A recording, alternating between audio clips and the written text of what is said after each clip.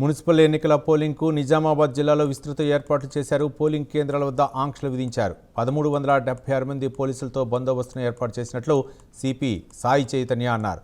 7 ఏసీపీలతో special striking ఫోర్స్ను ఏర్పాటు చేశారు.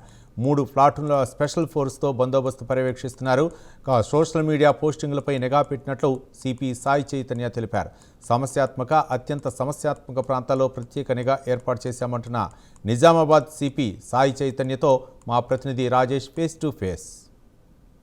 నిజామాబాద్ జిల్లాలో మున్సిపల్ ఎన్నికలకు సంబంధించి అన్ని ఏర్పాటు చేసింది అధికార యంత్రాంగము. పోలీస్ శాఖకు సంబంధించి భారీ బందోబస్తును కూడా ఏర్పాటు చేశారు పోలీస్ శాఖ. అయితే మనతో పాటు సిపి సాయి చైతన్య గారు ఉన్నారు. మాట్లాడే ప్రయత్నం చేద్దాం. సార్ చెప్పండి, జిల్లాలో ఎటువంటి ఏర్పాటు చేశారు? రేపు మనకి 2వ సాధారణ పోలింగ్ ఉందండి. మున్సిపల్ పోలింగ్ ఎలక్షన్స్ ఉన్నాయి. దాని గురించి టోటల్ 220 లొకేషన్స్లో రేపు పోలింగ్ జరుగుతుంది. వాటి గురించి మనం బందోబస్తు చేయడం జరిగింది. లొకేషన్స్ని కూడా మనం హైపర్ సెన్సిటివ్ నార్మల్గా డివైడ్ చేసుకున్నాం. 59 లొకేషన్ హైపర్ సెన్సిటివ్గా, తర్వాత 72 లొకేషన్స్ నార్మల్గా, 72 లొకేషన్ సెన్సిటివ్గా, 89 లొకేషన్ నార్మల్గా ఐడెంటిఫై చేసుకుని వాటి బందోబస్తు చేయడం జరుగుతుంది. దాంతోపాటు ఎక్కడైతే సమస్యాత్మక ప్రాంతాలు ఉన్నాయో అక్కడ లా అండ్ ఆర్డర్ పికెట్స్ 22 వేసుకోవడం జరిగింది. రూట్ మొబైల్స్ ప్రతి ఒక్క పోలింగ్ స్టేషన్లో రూట్ మొబైల్స్, ప్రతి ఒక్క పోలింగ్ స్టాఫ్ మెటీరియల్ ఇక్కడి నుంచి డిఆర్సీ సెంటర్స్ నుంచి అక్కడికి రూట్ మొబైల్స్లో వెళ్తాయి. అది ఒక ఎస్ఐ యొక్క సూపర్విజన్లో వెళ్తుంది. దానికి కూడా బందోబస్తు చేయడం జరిగింది. అట్లానే ప్రతి ఒక్క వెహికల్లో కూడా పోలీస్ బందోబస్తు కంపల్సరీగా ఇన్షూర్ చేసుకున్నాం, సో దట్ ఎటువంటి ఇష్యూ లేకుండా బందోబస్తు చేయడానికి. అట్లానే ఒక 15 స్పెషల్ స్ట్రైకింగ్ టీంలు, 5 స్పెషల్ స్ట్రైకింగ్ టీంలు డిప్లాయ్ చేయడం జరిగింది. సో దట్ ఎటువంటి లా అండ్ ఆర్డర్ ఇష్యూనా ఇమీడియట్గా రెస్పాండ్ అయ్యి దాన్ని ఇమీడియట్గా సాల్వ్ చేయడానికి అన్ని ఏర్పాట్లు చేయడం జరిగిందండి. అంటే ముఖ్యంగా చెప్పండి, 100 మీటర్స్ దూరంలో వచ్చిన తర్వాత వృద్ధులు కానీ వికలాంగులు కానీ వాళ్ళకి ఎటువంటి ఏర్పాటు? వృద్ధులకి వికలాంగులకి కూడా డిస్ట్రిక్ట్ అడ్మినిస్ట్రేషన్ కలెక్టర్ గారు అరేంజ్మెంట్స్ చేయడం జరిగింది. వాళ్ళకి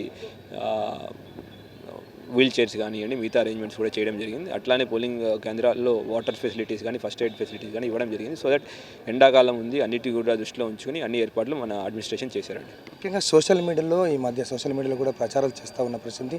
48 గంటల స్లీపింగ్ టైంలో ఇటువంటి చేస్తూ ఉన్నట్టు తెలుస్తూ ఉంది. ఎటువంటి ఏర్పాటు చేశారు?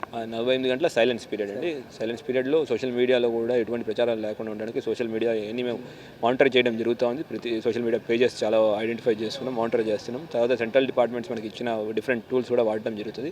సో దట్ ఎటువంటి ప్రచారాలు కానీ, ఎటువంటి పొలిటికల్ ప్రలోభాలు కానీ ఉండకుండా మనం అన్ని ఏర్పాట్లు చేయడం జరుగుతుందండి. ఫైనల్గా చెప్పండి, నిజామాబాద్ జిల్లా ప్రజలకు ఓటు హక్కు గురించి. ప్రజలందరికీ మీ పోలీస్ కమిషనర్ సాయి చైతన్య ఒక విజ్ఞప్తి. ఓటర్ మహాశయులందరూ తమ ఓటు హక్కుని, అమూల్యమైన ఓటు హక్కును వినియోగించుకోవాలి. మన ప్రజాస్వామ్యంలో యొక్క మూలమైన ఆధారమే ఈ ఓటు. ఆ ఓటు హక్కును వినియోగించుకొని మీకు కావాల్సిన గవర్నెన్స్ని మీరు ఎన్నుకోవాల్సింది కోరుకుంటున్నాం. Thank you sir. అది సిపి సాయి చైతన్య చెప్తా ఉన్నది. నిరభ్యంతరంగా తమ యొక్క ఓటు హక్కును ఓటర్లు వినియోగించుకోవాలని, అదేవిధంగా దీనికి సంబంధించి జిల్లాలో నిజామాబాద్ మున్సిపల్ కార్పొరేషన్తో పాటు ఇటు బోధన్, ఆర్మూర్, అదేవిధంగా అటు భీమ్గల్ మున్సిపాలిటీకి సంబంధించినటువంటి ప్రతి చోట కూడా పోలీసు బందోబస్తు నిర్వహించాం. అతి సమస్యాత్మక ప్రాంతాల్లో కూడా డిప్లాయ్ చేస్తాం పోలీస్ సిబ్బందిని. ఎటువంటి ఇబ్బందులు తలెత్తినా కానీ ఖచ్చితంగా అన్ని చర్యలు తీసుకుంటామని చెప్తా ఉన్నారు. ప్రతి పోలింగ్ స్టేషన్ వద్ద 163 BNS అమల్లో ఉంటుందని చెప్పేసి సిపి సాయి చైతన్య చెప్తా ఉన్న పరిస్థితి. ప్రవీణ్తో రాజేష్, ప్రైమ్ న్యూస్, నిజామాబాద్ నుండి.